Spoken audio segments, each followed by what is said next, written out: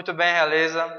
Eu sou o professor André Gustavo, o vosso professor de filosofia aqui no Colégio Curso Real.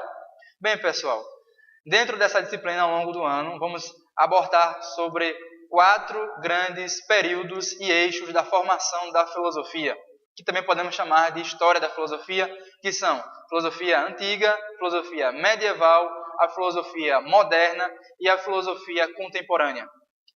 Muito bem, então, na filosofia antiga, primeiro vamos por tópicos. Então, na primeira, que é a filosofia antiga, nós vamos ver grandes embasamentos que vão mudar um pouco a nossa perspectiva de mundo, nossa perspectiva de conhecimento. Portanto, com essa primeira explanação, a gente poderia dizer já o que é filosofia. Muito bem, então, na perspectiva filosófica, nos perguntamos, afinal, o que é filosofia? Bem, pode ser muitas coisas, mas vamos nos deter apenas um tópico aqui, que é a temática sobre a verdade. Nessa temática aqui, vocês estão vendo muito bem a imagem. Temos aí alguém com uma lupa se aproximando dessa palavra verdade. E por que, afinal? Porque, humanamente falando, nós procuramos a verdade. Quem muito bem fez essa pergunta foram 3 pessoas e que até agora não tiveram uma resposta concreta, mas, no entanto, elas precisam ser trabalhadas por nós. E uma dessas pessoas que trabalharam com ela muito bem foi o filósofo grego ateniense Sócrates. Sócrates, quando perguntava o que é a verdade, ele não estava perguntando sobre algum tema solto, mas estava tentando explicar para vocês que o mundo ele é elaborado através das nossas perspectivas. Vamos lá. Quando ele pergunta o que é a verdade, eu estou me colocando. Qual é o meu papel na sociedade? Qual é o meu papel no mundo? Como eu sou? Então, quando eu falo sobre a verdade, eu estou tentando dizer o seguinte: isso é ciência, isso não é ciência. E nós veremos isso também a partir também do filósofo grego Tales de Mileto, ao qual iremos ver brevemente. Bem, pessoal, um dos filósofos mais importantes da história da filosofia, mas também da ciência, podemos assim dizer, é Tales de Mileto. Por que Tales de Mileto?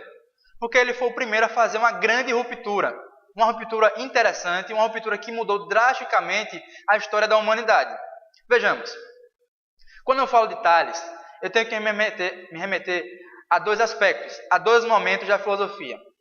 Aliás, 2 momentos da história que a filosofia ela vai se debruçar. O primeiro momento é o momento da mitologia. Até então, os mitos eram quem perduravam, o que diziam que era correto, o que era a verdade, o que deveria ser aceito. Ou seja, os deuses gregos como Zeus, Poseidon, Neros, Afrodite e tantas outras lendas e mitos que nós somos acompanhados a escutar, falam muito bem sobre isso. Bem, Tales, quando chega, ele faz uma ruptura. Ele vem falar a respeito, por exemplo, da criação do universo. Bem, pessoal, continuando ainda com a teoria do Tales de Mileto, que foi importantíssimo, o que é que o Tales vem dizer? Que o universo foi criado através da água. Vejam, quando o Tales vem dizer isso, a gente fica pensando, que bobagem, em primeiro momento. Mas não é, pessoal. Historicamente, os historiadores, os filósofos, colocam como uma grande cisão da história da humanidade. Por quê? Até então, o universo foi criado através de Poseidon, através de Eros, de Afrodite, de Zeus, que era o principal deus grego daquele período. Mas, quando eu falo que o universo foi criado através da água, eu estou dizendo o seguinte: olha, eu posso pensar através da ciência sem que os deuses gregos estejam interferindo.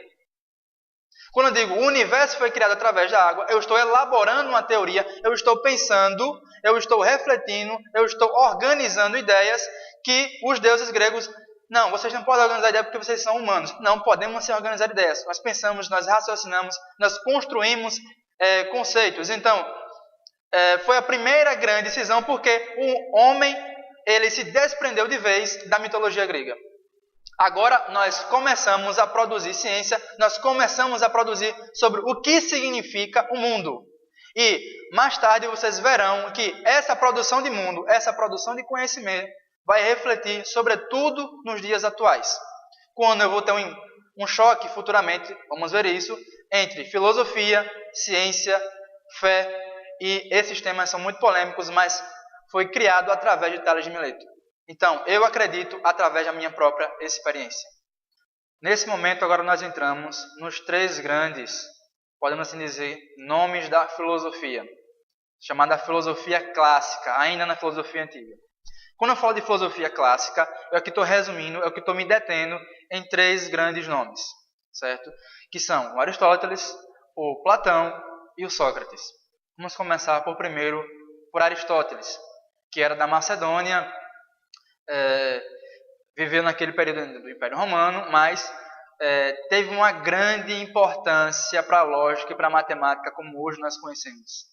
Então vejam que estou trabalhando com vocês sobre filosofia, mas também está entrando um pouco de matemática, de história da matemática. Não vou ensinar vocês matemática, mas vou dizer que Aristóteles foi importantíssimo para a matemática, no campo da lógica, e para a biologia. Ele também é conhecido por alguns poucos, aí há uma divergência entre os grandes biólogos, como o pai da biologia, ou outros dizem, não, ele não é o pai da biologia. Ele apenas criou uma academia de biologia diferente. Bem, eu não vou entrar nessa discussão, que não é o meu caso. O que é que diz Aristóteles? Ele vem dizer, a lógica ela é importantíssima. Vejam, até então, eu fazia ciência pensando, raciocinando, mas não conseguia organizar as ideias, os pensamentos, as reflexões. Aristóteles vem e organiza tudo isso dentro do campo da lógica. Então, Aristóteles ele faz da lógica uma maneira fácil de eu conseguir reduzir os erros ao mínimo possível e produzir um conhecimento chamado de verdadeiro. Vejam, toda a nossa aula estamos refletindo sobre o que é verdade. E a lógica, ela me traz isso aí também. É dizer que esse conhecimento é verdadeiro, esse aqui é um conhecimento falso. Ou um conhecimento duvidoso. É isso que Aristóteles quer falar para a gente. Que através da lógica eu faço isso aí. Então, uma das grandes também atribuições ao filósofo macedônio Aristóteles é dizer o seguinte, é dizer que a ciência também ela age através do meio termo. E o que é o meio termo? Nem mais, nem menos. Nada de exageros. Os exageros eles atrapalham a ciência. As discussões exageradas, as teorias sem fundamento, por exemplo, elas atrapalham todo o processo científico. É uma frase dele que é muito famosa. Nem à praia, nem ao alto mar. Porque quando ele diz isso, ele quer dizer o seguinte, olha, eu vou produzir conhecimento através das discussões, através da diplomacia, através da lógica. Isso é importantíssimo, porque se eu não conhecer Aristóteles por esse viés de conhecimento, eu não estou conseguindo classificar as ciências, que já é outra teoria dele, a terceira teoria de Aristóteles. Vejam, aqui nós vimos a teoria da lógica, já foi a primeira.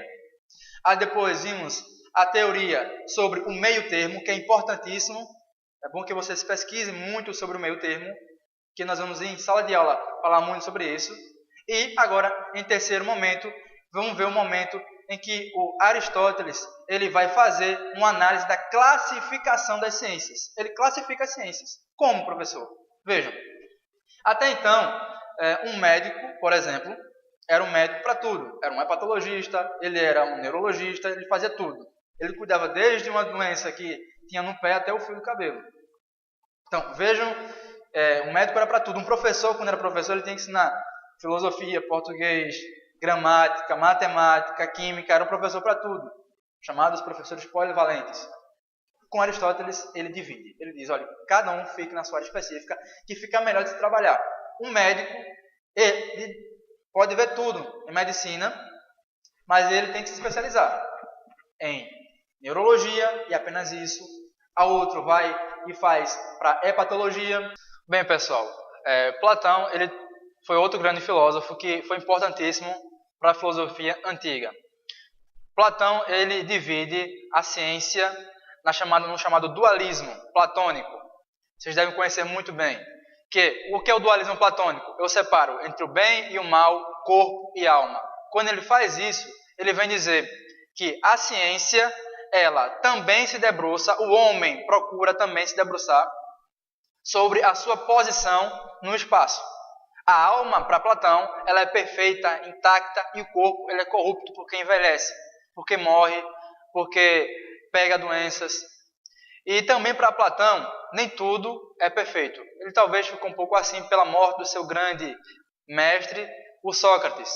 Mas, para o filósofo ateniense Platão, essa questão sobre as ideias foi muito importante. O mundo não é uma realidade para Platão. O mundo é ideias. E não mais do que isso. Bem, pessoal, aqui com o filósofo grego, o Sócrates, a gente pode ver aqui dois aspectos interessantes na filosofia socrática, que é a da libertação e a da consciência, que talvez as duas estejam tão ligadas, mas tem aqui dois grandes momentos. Vejam, para Sócrates, ele tenta fazer com que a liberdade seja uma virtude da sociedade. Mas para que isso aconteça, deve existir a consciência de cada um dos participantes, de cada um dos cidadãos. Então, o que é que ele fala? Ele fala o seguinte, que para uma sociedade ser realmente liberta, ser realmente libertadora, tem que haver cidadãos conscientes. Então, essa formulação de Sócrates vai fechar com a nossa aula dizendo o que de fato significa a verdade. A verdade vai por essas duas vias de conhecimento, a liberdade e a conscientização. A partir do momento que eu participo da sociedade, que eu indago sobre a minha capacidade de ver o mundo, eu estou dizendo quem eu sou, eu estou dizendo que eu sou um filósofo, eu estou afirmando a minha capacidade de conhecer. Com isso, o Sócrates ele faz a sua filosofia um marco dentro da história da antiguidade. Obrigado, espero ter gostado e conto com vocês para as próximas videoaulas.